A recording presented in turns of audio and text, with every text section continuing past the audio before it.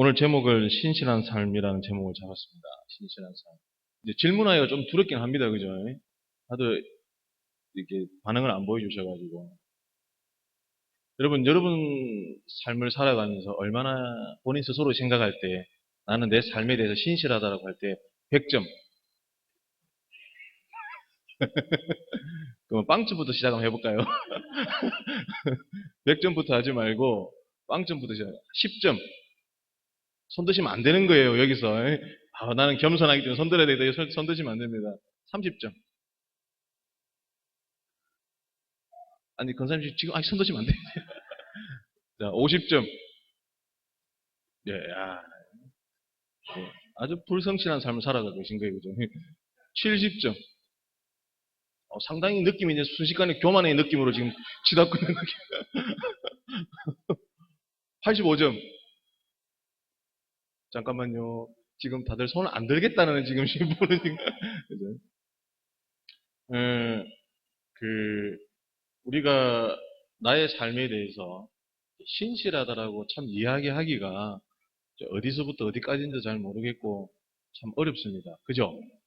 내가 얼마나 내 삶에 대해서 책임을 지고 살아가고 있는지, 그죠? 또 남자들은 가족을 얼마나, 물론 여성분들도 힘듭니다. 그죠? 남자로서 가장으로서 얼마나 가정을 잘 이끌어가고 있는지 그런 부분을 생각하면 점수 매기기가 참 그렇습니다. 우리 조재원 선생님 점수 매기기가 좀 힘들죠. 그죠? 저 집에는 아들이 4명이더라고요. 어쨌든. 근데 우리가 신실하다라고 이야기할 때, 다시 한번 더 이렇게, 신실하십니까? 라고 질문하면 부담스러운 겁니다. 그죠? 근데 우리가 신실하다라고 질문했을 때 내가 부담스럽다라고 느낀다라고 하는 것은 지극히 정상입니다. 왜요? 내가 신실히 살려고 노력을 하고 있다라는 거예요. 그렇기 때문에 그런 질문을 던졌을 때 부담이 된다라는 거예요. 신실하십니까? 막 살아요. 이런 사람들은 고민을 할 필요가 없는 거예요. 막 사니까. 막 사니까 고민할 필요가 없잖아요. 뭐 신실하고, 그죠? 우리 성광교회에 계신 여러분들은 다 신실할 줄 믿습니다. 50점이래요, 아까 집사님. 네. 근데 우리가 신실하다라고 이야기할 때 단지 나의 삶에 대해서 신실하다고 이야기하면 세상 사람들하고 다를 게 하나도 없는 거예요. 오히려 세상 사람들은 더 열심히 자기 삶에 살아가고 있다. 우리가 신실하다고 이야기할 때 그 신실함이라는 것은 나의 삶은 100% 무조건 신실해야 됩니다. 그러나 나의 삶이 누구에게요? 하나님께로 향할 때 신실하냐 안 하냐 이게 중요한 겁니다. 예수 믿는 우리들이 세상 사람들하고 별반 다를 것 없이 그냥 내 삶을 열심히 살아간다라고 할 때, 그래서 나는 신실하게 살았다라고 이야기할 때, 그건 예수 안 믿는 사람들과 다를 게 하나도 없다라는 거예요. 그러나 예수 믿는 우리가 신실하다라고 이야기할 때는요, 누구 앞에요? 하나님께 신실하냐. 그리고 하나님께 얼마나 우리가 신실하냐, 그리고 우리의 삶이 세상 속에서 얼마나 그 하나님을 나타내고 있느냐라는 질문으로 넘어가야 된다는 거죠. 오늘 제가 여러분께 드리고 싶은 말씀은 바로 이 신실하다는 말이 이 표현입니다. 나의 삶을 열심히 사는 것도 물론 중요합니다. 그죠? 중요하지만, 그러나 더 중요하고, 그죠? 소위 불변의 진리라고 이야기할 수 있는 하나님께를 향한 나의 신실함, 그리고 그 하나님을 나의 삶을 통해서 얼마나 세상 속에서 나타내고 있느냐라는 부분으로 우리가 함께 생각을 해봐야 되는 것입니다. 오늘 이 부분을 우리가 함께 생각하면서 정말 내가 세상 속에서 하나님의 자녀로서 얼마나 하나님께 신실하고 하나님됨을 세상 속에서 나타내느냐에 포커스를 맞춰서 오늘 읽은 본문을 통해서 우리가 함께 같이 한번 생각해 보도록 하겠습니다. 오늘 우리가 읽었던 역대상 10장 내용을 우리가 가만히 보면요. 앞에 역대상 1장부터 9장까지는 무슨 내용이죠? 제가 질문 안 하기로 했는데 역대상 1장부터 9장까지 내용은 족보입니다. 이스라엘 족보를 쫙 이렇게 쭉 써놨습니다. 이렇게. 아담부터 시작해서 쫙 흘러갑니다. 9장까지 지루하게 그냥 듣도 보도 못한 이름들이 쫙, 그죠? 어, 성경 읽기 대회를 한번 했었어요. 제가 옛날에 있던 교회에서. 성경 읽기 대회를 했어요. 그러니까 성경을 딱 읽을 때 한번 요것도 다른 신도회별로도 한번 해보시면 재밌을 거예요. 성경 읽기 대회가 뭐냐면 글자 토시 하나 틀리면 안 되는 거예요. 그죠? 그래서 역대상 이런 걸 해놓으면요 100%다 틀립니다. 1절을 못 넘어가요. 막 이름이 이상한 이름 나오니까 그만큼 역대상은 쭉 해서 뭐가 나온다고요? 족보가 쫙 나옵니다. 그리고 그 족보는 어디까지 이어지냐면요 포로기 이후 포로에서 돌아왔을 때까지 9장까지 연결이 쭉 됩니다. 그러면서 9장 후반부에 넘어가면서 무슨 이야기가 나오냐면요 이스라엘 왕들에 대한 이야기가 거기서부터 시작이 된다는 것입니다. 그러면서 역대상 29장 10장부터 그러니까 11장부터 29장까지 전체가 다 누구의 이야기인 줄 아세요? 다윗의 이야기입니다. 이런 어떤 질문일 때 바로바로 나와주셔야 돼요. 29장까지 전체가 다 누구의 이야기요? 다윗의 이야기입니다. 다윗을 중심으로 모든 이야기가 쫙 전개되어 나갑니다. 거기에 대한 신학적인 어떤 것들은 나중에 따로 한번 이야기하는 걸로 하고 다윗에 대한 이야기가 쭉 흘러나갑니다. 그만큼 다윗이 이스라엘이라는 나라에 차지하고 있는 그의 존재감은 엄청나다는 것입니다. 그래서 다윗의 이야기가 쭉 전개되어 나갑니다. 근데 다윗의 이야기가 11장부터 쫙 전개되어 나가기 전에 다윗 앞에 왕이 누구였죠? 사울이었습니다. 사울의 이야기가 9장 후반부에서 오늘 10장, 14절까지 사울의 이야기가 나오게 됩니다. 근데 사울의 이야기가 나오게 되는데 성경을 쭉 읽다 보면 우리는 어디에 다 포커스가 맞춰집니까?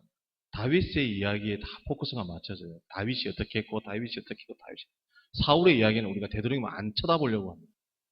오늘 근데 10장을 이렇게 성경을 읽다가 10장에서 제 시선이 멈춰버렸어요.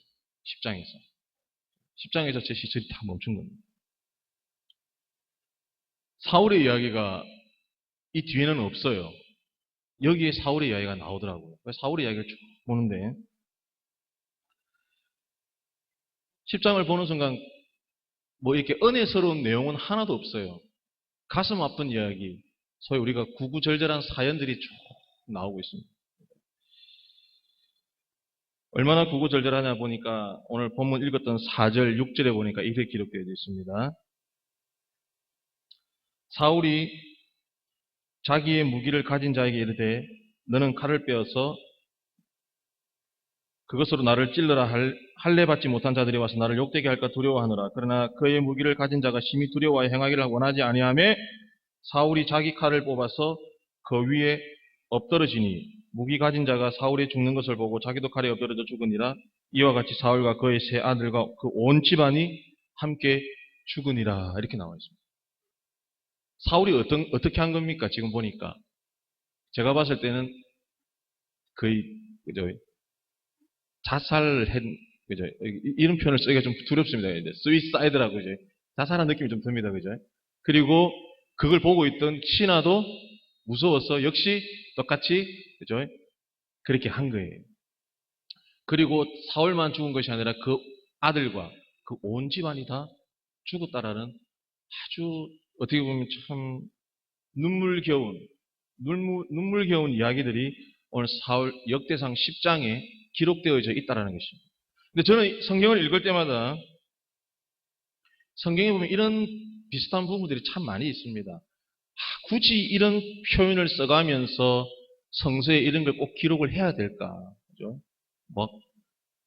민수기 가면 25장에 가면 비느하스가 막 사람을 하는 장면 나오고 이런 것들을 그 다음에 우리가 소위 말하는 홀로코스트 집단 이게 사람들 죽음 이런 내용들이 성경에 아주 디테일하게 기록되어 있습니다. 오늘도 여기 보니까 사울의 집안 소위 사울가가 몰락하는 모습들을 그대로 디테일하게 우리에게 보여주고 있다는 것입니다. 왜 하나님 여기서 사울의 이야기를 이렇게 하나님 디테일하게 썼습니까? 그죠? 굳이 안 써도 되는데.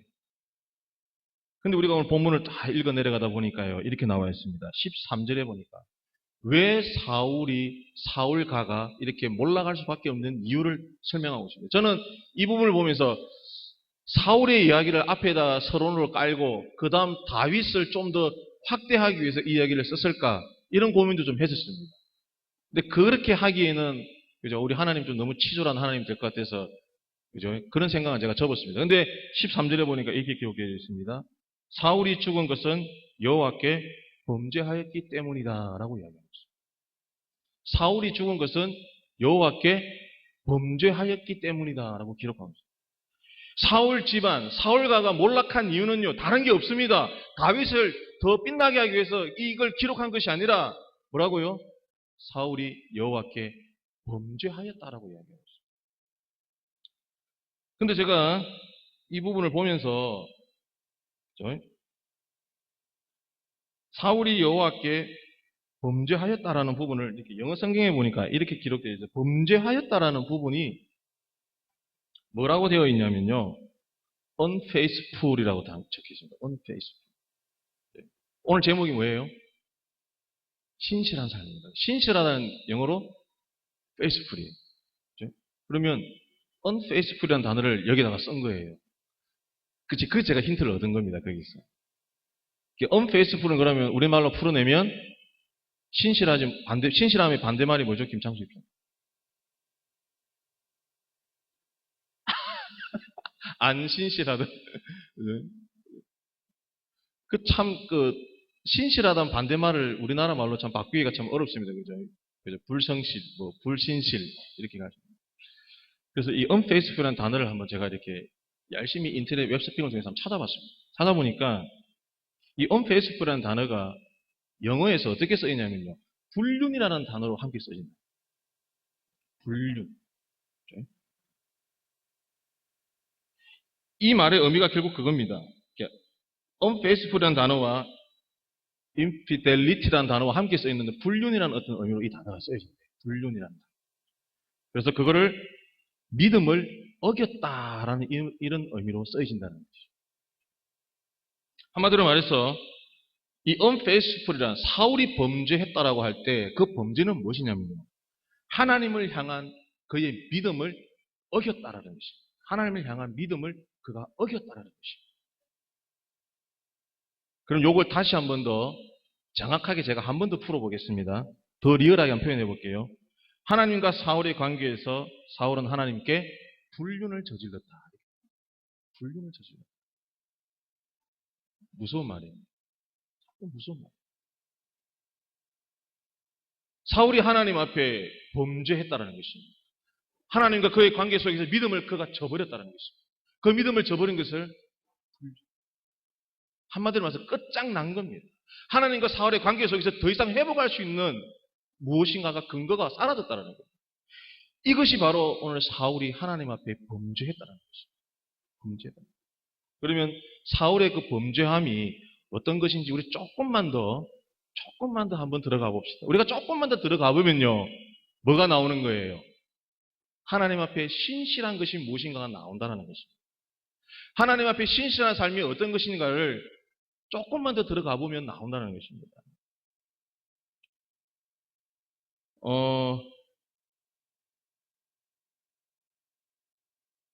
오늘 13절에 계속해서 보면 이렇게 기록되어 있습니다. 그가 여호와의 말씀을 지키지 아니하고 이렇게 나와 있습니다. 사울이 하나님 앞에 범죄했을 때 그가 범했던 중에 하나가 뭐냐면요. 하나님의 여호와의 말씀을 지키지 아니했다라고 이야기하고 있습니다. 하나님의 말씀을 지키지 않는다는 표현을 우리는 잘 알고 있습니다. 그러면 하나님의 말씀을 지키지 않는다는 이 표현을 우리가 어떻게 이야기할 수 있습니까? 하나님의 말씀을 지키지 않는다.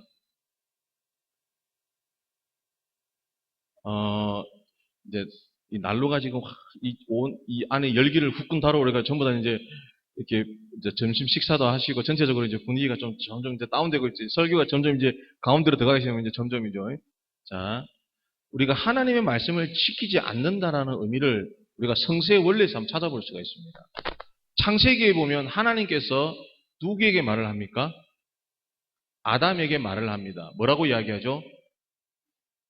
전부 다 먹을 수 있는데 가운데 있는 선악을 알게 하는 나무는 절대로 먹으면 안 된다라고 이야기합니다. 근데 그 얘기를 누가 듣습니까? 아담이 듣는 거예요. 아담이 들었어요. 근데 여러분 가만히 생각해 보시기 바랍니다. 그 선악과를 누가 따먹었어요? 처음에?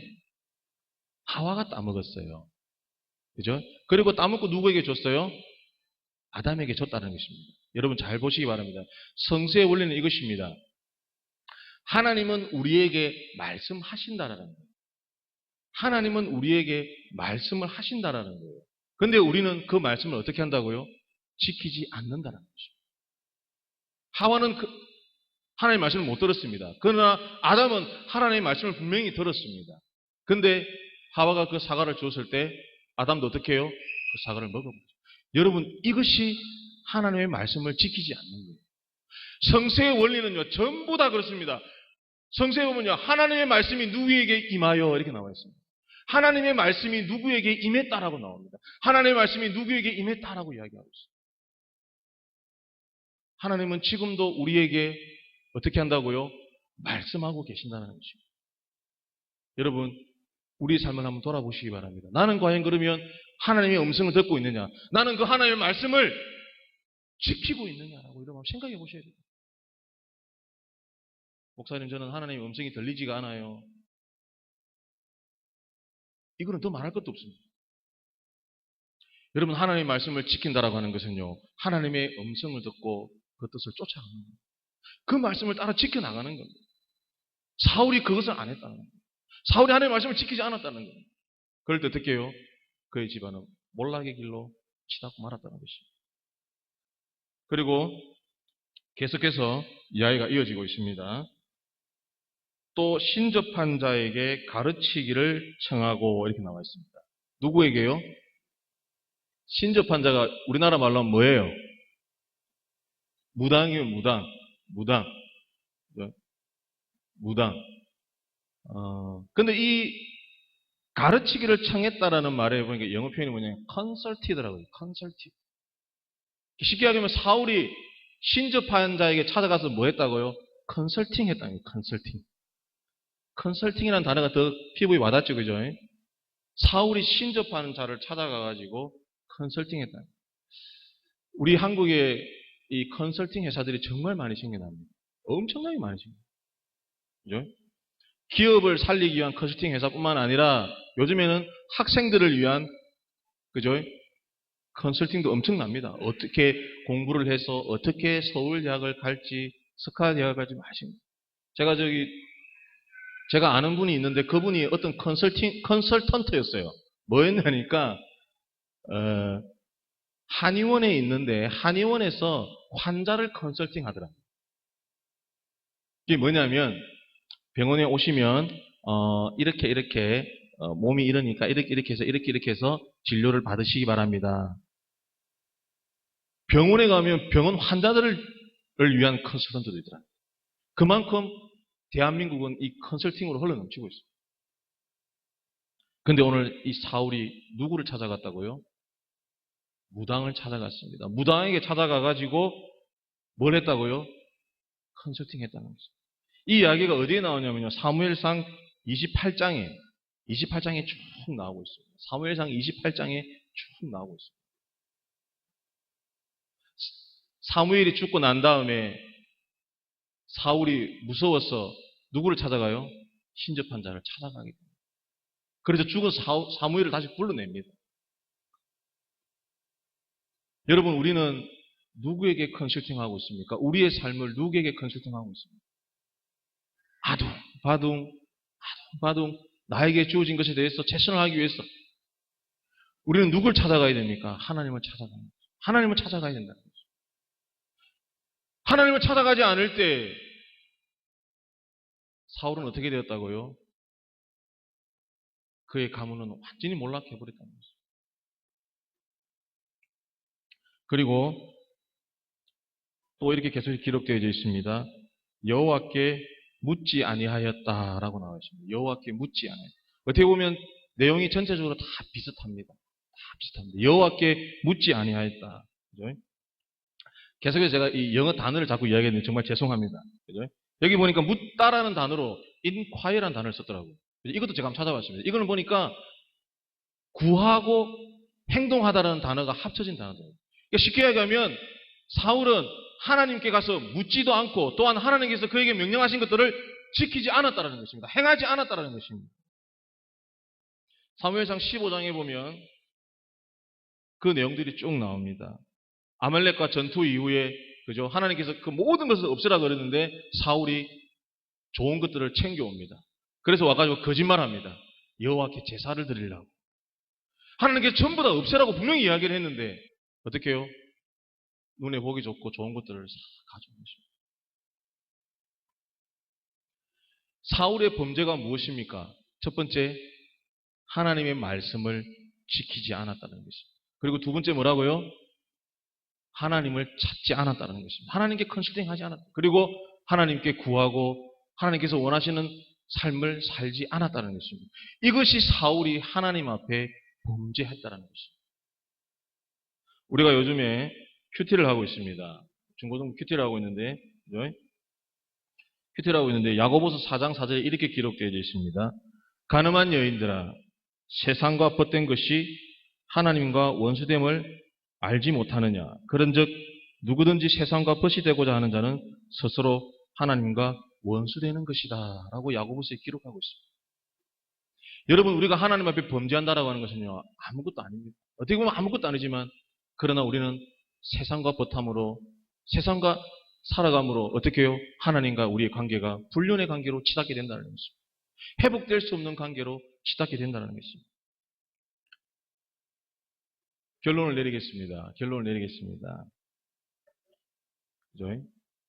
여기서 조금만 더 넘어가면 서로가 다 힘들어질 것 같아요. 그죠? 결론입니다. 다시 한번 더 말씀드리겠습니다. 우리가 하나님 앞에 그러면 처음으로 한번 되돌아가 보겠습니다. 하나님 앞에 신실하다라고 이야기할 때 다시 한번 해봅시다. 그럼 어떻게 해야 된다고요? 하나님의 말씀을 지키는 것입니다. 그리고 하나님께 찾아가 우리의 삶을 내려놓아야 된다는 것입니다. 그리고 어떻게 해요? 하나님께 구하고 하나님께서 우리에게 원하시는 것을 어떻게 해요? 도잉해야 됩니다. 행동으로 옮겨야 된다는 것입니다. 이것이 어떤 삶이라고요? 이것이 신실한 자의 삶이라는 것입니다. 하나님과 나의 관계 속에서 우리가 신실하다라고 이야기할 때 하나님의 음성을 들어야 하고 하나님께 울부짖어야 하고 또한 하나님께서 우리에게 원하시는 것을 우리가 행해야 한다는 것입니다. 그것이 어떤 삶이라고요? faithful. 신실한 삶이라는 것입니다. unfaithful했던, 불성실했던, 불신실했던 사울의 삶은 참으로 안 좋게 끝났습니다. 그러나 여러분, 하나님 앞에 신실했던 다윗의 모습은 어떻습니까? 11장부터 29장 역대상 전체가 다윗의 이야기로 쫙. 마지막 결론으로 말씀드리겠습니다. 우리의 삶이 누구와 같이요? 다윗과 같이 하나님 앞에 신실함으로 우리의 삶이 이제부터 다윗과 같은 기록으로 쫙 써져 가야 된다는 것입니다. 이것이 신실한 자의 삶입니다. 2014년 우리가 이제 시작이 되었습니다. 2014년 시작이 되었는데 2014년 이 한 해 여러분 하나님 앞에 정말 신실하신 분들이 되기 바랍니다. 우리 성광교회가 하나님 앞에 신실한 자의 모습을 보여야 됩니다. 그럴 때 어떻게 해요? 하나님 우리를 축복으로 인도하신다는 것입니다. 그래서 우리 2014년 우리 성광교회, 온 성광교회가 하나님 앞에 신실함으로 하나님의 축복을 나타내고 또한 세상 속에서 하나님의 살아계심을 나타내는 저와 우리 온 교회가 되기를 간절히 소원합니다. 기도드리겠습니다. 하나님 감사합니다. 오늘 말씀을 통하여서 하나님 우리들의 모습을 다시 한 번 더 보게 됩니다. 하나님 사울의 모습을 바라보며 참으로 두렵고 떨립니다. 하나님 우리가 하나님 앞에 얼마나 신실합니까? 하나님 앞에 얼마나 우리가 신실한 모습으로 신실한 자의 모습으로 살아가고 있습니까? 하나님 우리를 불쌍히 여겨주시고 우리를 긍휼히 여겨 주시옵소서. 하나님 이제 2014년 온전히 하나님께 드리기를 원합니다. 하나님 앞에 신실한 자의 모습으로 살아갈 때 하나님 우리를 축복하여 주시고 또한 세상 속에서 그 하나님을 나타내는 우리들의 삶이 될 수 있도록 하나님이 인도하여 주시옵소서. 우리 온 성광교회가 될 수 있도록 하나님 또한 역사하여 주시옵소서. 이 모든 말씀 살아계신 우리 주 예수 그리스도 이름으로 감사하며 기도드립니다.